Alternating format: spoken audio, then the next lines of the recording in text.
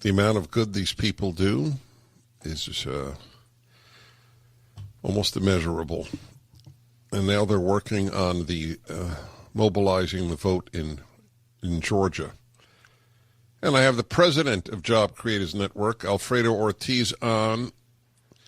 You are right now, Alfredo, you are in Georgia right now? Is that where you live? I am, and we are here bringing in the team and others, really trying to mobilize things and getting things ready. So, fortunately, I've been here for a while, live here, and know the folks here. So, ground zero, and we're excited and ready to go. But I have to tell you, Dennis, we're not taking anything for granted. And I have to tell you, it makes me a little worried because I hear a lot of complacency on the Republican side, to be frank, and that makes me worried. You're kidding me. Nope. I'm hearing it, and I can't believe it. That's right. I know. I can't believe it. That's correct. It's amazing. Look, I mean, they are already mobilizing. We know, Safe Abrams did a lot, to kind of bring us to this point here where we do have these runoffs on January 5th, and she's mobilizing the Democrats, and Ossoff is as well, and his camp is pulling that off as well. And so, again, Job Creators Network and the organization, we created a super PAC for this now, the Keep America Action Fund. As you know, we were working that campaign on a national basis, but now with the Georgia runoffs, we are here. We are going to be here through January 5th, and we are encouraging folks to get out early on their vote, which starts here in Georgia December 14th, and we're driving a good old-fashioned grassroots campaign here, Dennis, with statewide radio, social media, bus tours, billboards, small business advocates, fanning across the country. Across the state. Is there a massive amount of advertising in Georgia right now? There is a ton of TV ads. Yeah, TV ads, right? Yeah. A ton of TV ads, Dennis. But as you know, to bring out our base, it's going through folks like yourself and getting the word out. Yourself and Hugh and Prager, and Gallagher and Larry Elder, all these folks, great voices out there talking to radio. We're going local as well with Eric Erickson, really leveraging everything. Again, we don't want to take anything for granted. The difference, obviously, here. I mean, if the Democrats really take control of the Senate, that's the last firewall, really, and they will have full control. Right, the country. It's then. I mean, I take a risk in saying this, but it'll be very hard to be optimistic if the left gets control of the Senate, the House, and the presidency. Well, they'll have absolute free reign at that point to make massive changes to the direction of this country and drive it towards socialism and a permanent Democrat majority. You know what they'll be doing, right? Not only is it the Green New Deal, the $15 minimum wage, the gradual takeover of the healthcare system, it's court packing, it's, statehood for D.C. and Puerto Rico. I mean, it's everything that we fear could happen. So we have to make sure that conservatives get out there and vote early. If I were a Democrat, I'd say vote often, but we only vote once. But truly, December 14th, we got. Why is it advantageous to vote early? Well, because the other option in some cases is the mail-in ballots. It's Christmas time. It's it's New Year's. People are going to be on vacation, Dennis, and that's my biggest concern. Oh, so it's to ensure that people vote.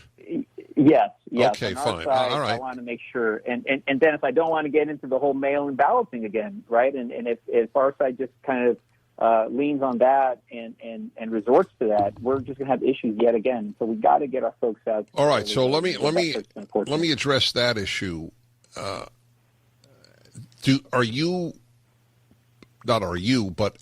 the Republicans doing anything to ensure a fair election? Well, there's a lot going on the election integrity. Obviously now with the recount and everything that's going on, There's a lot of focus on that, but every day there seems to be more information that's coming out on election integrity, and especially on the mail-in ballot issue, Dennis. So that's why, again, I all right, hold on there. I got to take a break. This is really, to say that the Georgia races are important. It's as important as almost anything that has happened in American history. That's how important it is. 888-1172. I'm Dennis Prager, talking to Alfredo Ortiz. I ruin most people's names, including my own. No worry, Den. I know. Well, I don't worry, but I get. I don't like doing it. It is what it is. It's actually. I'm not joking. It's a genetic thing in my family. Only with names. It's a very odd thing, but everybody has his thing. But Dennis, I love being on the Dennis Miller Show. That was good. You see, that was good. This, ladies and gentlemen, this is proof that Alfredo Ortiz is real. I am not talking to a recording from the Job Creators Network. That was you don't know how much I love that. Really, that was one of the great moments of my radio career. I love that you did it. I loved being ribbed. It was great.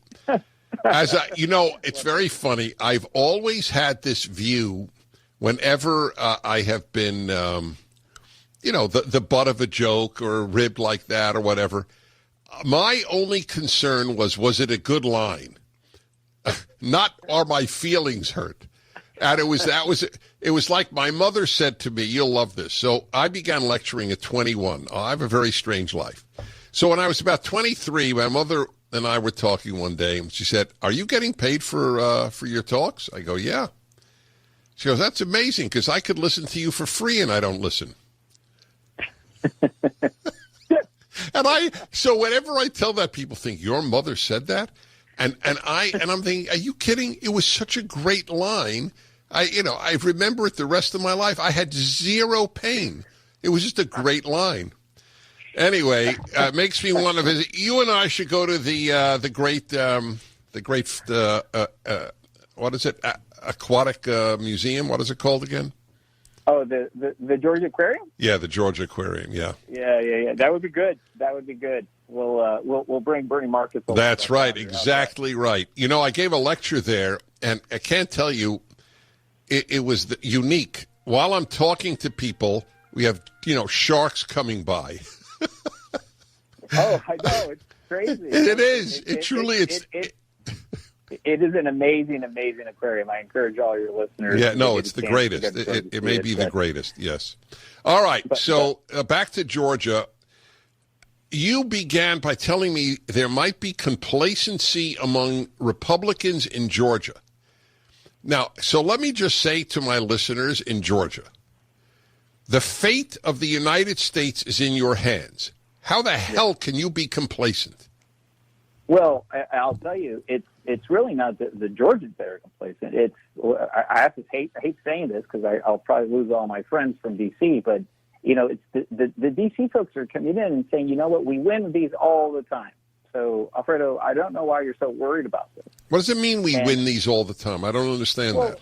Because we win runoffs, right? Because that's what we do. I guess conservatives, they come out during these elections, but this is not an election of anything that we've ever seen. I mean, this is for control of this country, literally. Yes, right? That's right. You know this, Dennis. Yes. I mean, whoever controls the Senate, right? So if Chuck Schumer becomes the leader of the Senate, the entire Democratic agenda becomes reality. So we're talking the Green New Deal, the $15 minimum wage, to take over the healthcare system. The cancel culture. Everything. Yes. Everything. And so we are not taking anything for granted in this. I have to say one quick thing before I do. We have started the Keep America Action Fund. We ask people. I'm begging your listeners to please $1, 50 cents, $5, or whatever. No, I'll send money. Where do you want it done? KeepAmericaAmerica.com? Yep, that's it. Keep America. So the money I send there now is going to go to Georgia. It's going to Georgia, and I'll tell you what we're doing. We're doing good old-fashioned barnstorming. We've got statewide radio going on. We got social media. We got bus tours. We got billboards. We got advocate programs with small business owners, with doctors that are advocating for the two senators. I mean, everything is on the line. And like I said, I am not taking anything for granted at this point. And I have to tell you, Stacey Abrams is quite the adversary. She already has claimed that she has 625,000 people signed up to do mail-in ballots. Yes, exactly. All right, I'm donating right after the break. Keep America, America. All right, let's keep talking because I want to help. Georgia is the difference, folks, even more than the presidential election. Georgia is now the issue. What will happen when the left has no adversary, none whatsoever, then Barack Obama's dream, the fundamental transformation of America, will take place. I don't want to fundamentally transform a pretty decent place.